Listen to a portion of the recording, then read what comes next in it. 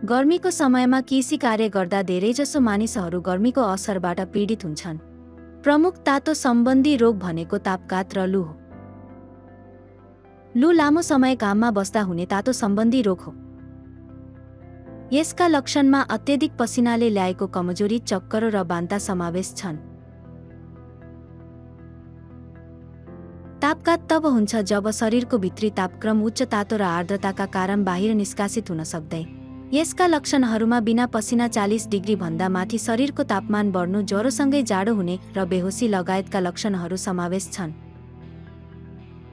यस्ता गर्मीजन्य रोगसँग जुझ्नको लागि सर्वप्रथम बिरामीको चेतना छ भने चिसो स्थानमा लैजानुहोस् र लुगा ढिला गर्दै शरीरलाई चिसो बनाउनु पर्छ र पानी पिउनुहोस्। यदि लक्षण सुधारिँदैन भने 119 मा फोन गरी मद्दतको लागि अनुरोध गर्नुहोस्। अरू भने यदि चेतना छैन भने तुरुन्तै आपतकालीन कक्षमा लैजानु आवश्यक।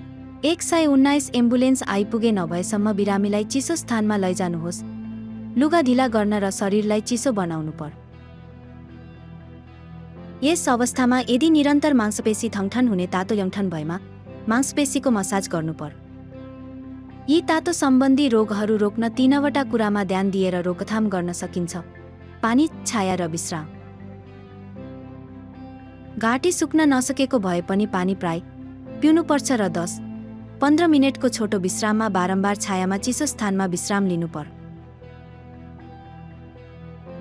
2 जनाको समूहमा काम गर्नु सुरक्षित हुन्छ र ग्रीन हाउस, पशु फर्म जस्ता संरचनामा काम गर्दा निरन्तर हावा चलाउनु पर्छ। गर्मीको समयमा स्वास्थ्यको हेरचाह झनै महत्त्वपूर्ण हुन्छ। त्यसैले कामभन्दा पहिले मानिसको सुरक्षा आवश्यक छ भन्ने कुरा याद राख्नुहोस्।